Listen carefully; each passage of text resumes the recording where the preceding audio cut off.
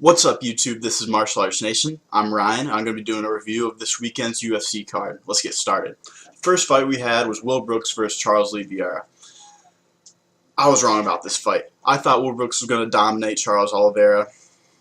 Did not happen. Actually, the exact opposite. Oliveira came in and completely dominated, took Will Brooks down, got his back, sunk in the rear naked choke, and would not let go. This is Oliveira's first fight. Back at 155. He actually weighed in at 153. And even though he was clearly the smaller guy, he completely dominated. And we're starting to see a trend now with fighters who are moving up weight classes and performing.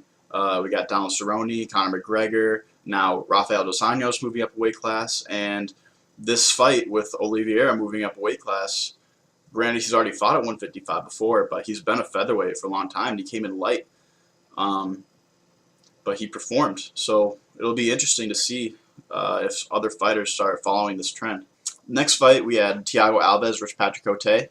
And Thiago Alves looked like vintage Thiago Alves. Completely dominated Patrick Cote on the feet and won a 3-round decision. Judges scored at 30-27, and there's no controversy there. Thiago Alves actually doubled Patrick Cote's strikes. Not much to talk about here, really. Patrick Cote announced his retirement at the end of the fight, the post-fight interview. Best of luck to him in future endeavors, and you will be missed. The third fight on the card was Cynthia Calvillo versus Pearl Gonzalez, and this fight was a lot more exciting than I thought it'd be. Cynthia managed to submit Pearl at the end of the third, but Pearl fought hard. I think Calvillo would have won a decision. I think she was winning the fight, but Pearl was hanging in there. She looked good for her debut. One thing to note about this fight was that it was number 3 on a pretty high-profile card, and neither of these girls have big names. So I think the UFC is trying to push some star power into this 115-pound division. I think we have a rising star in this Calvillo. She might be a future contender. The next fight we had on the card was Chris Weidman versus Gegard Mousasi. I was really looking forward to this fight, and many others were as well. And it was a really good fight up until the second round when all this controversy happened. I had Chris winning the first. It was a really close fight.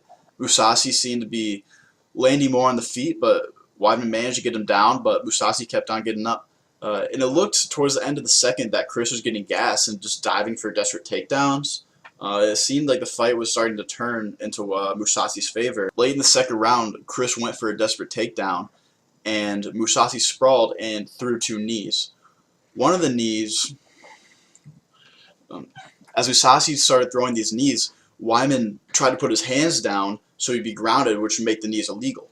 The first knee, both hands clearly weren't down, but the second knee, it appeared that Weidman had both hands down, which would make him grounded opponent. And when the knee landed, the ref stopped the fight.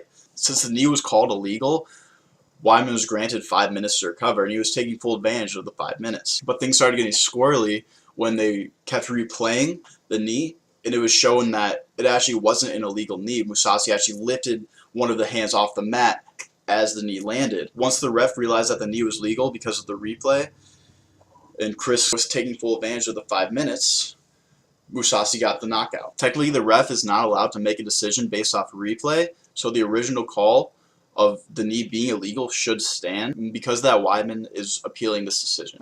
The last fight on the card was Daniel Cormier versus Rumble Johnson. Apparently, Rumble thought he was DC on Saturday because he kept trying to wrestle him.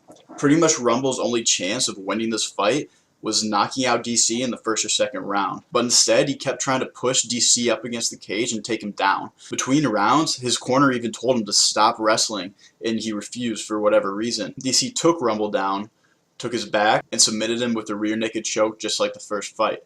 After the fight, Rumble announced his retirement. Rumble later announced that he's committed to move on to another endeavor prior to this fight, which would explain his performance. It seems like he already had a foot out the door, which would explain why he didn't listen to his coaches and follow a sound game plan. I love DC's post-fight interview calling out John Jones.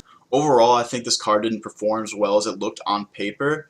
It was very confusing. A lot of weird moments happened. Let me know what you guys think in the comments. If you enjoyed, leave a like and subscribe for more MMA content. Other than that, thanks for watching, guys, and I'll see you next time.